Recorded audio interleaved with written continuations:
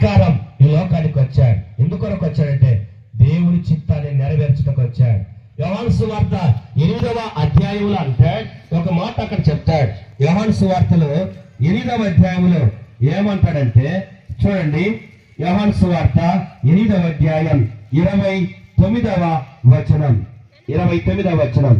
నన్ను పంపిన వాడు నాకు తోడై ఉన్నాడు, ఆయనకి ఇష్టమైన కార్యం నేను ఎల్లప్పుడూ చేయదును గనక ఆయన నన్ను ఒంటరిగా విడిచిపెట్టలేదని చెప్పాను.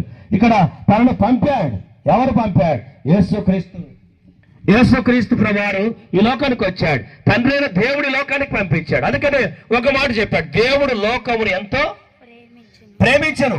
అది పాత నిబంధనలో ఉందా, కొత్త నిబంధనలో ఉందా? చెప్పండి, బిగ్గర చెప్పాలా? కొత్త నిబంధన. దేవుడు అనే మాట చూస్తాం.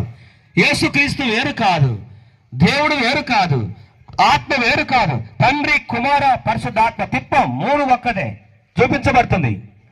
ప్రభు యేసుక్రీస్తు వారు అంటాడు, మీరు నన్ను చూసినట్లయితే నా తండ్రిని కూడా, చెప్పండి బిగ్గర చెప్పండి, మీరు నన్ను చూసినట్లయితే నా తండ్రిని కూడా చూసినట్లు అంటాడు.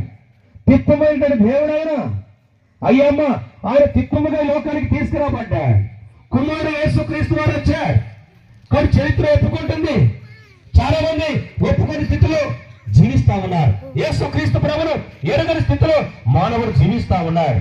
ప్రియ సోదర సోదరి, లేఖనాల ప్రకారం ఆయన లోకానికి వచ్చాడు. అందుకని భూమి మీద జీవించిన దినాల్లో యేసయ్య చెప్పిన మాట, నన్ను పంపిన వాడు నాకు తోడైనాడు గనుక ఆయనకి ఇష్టమైన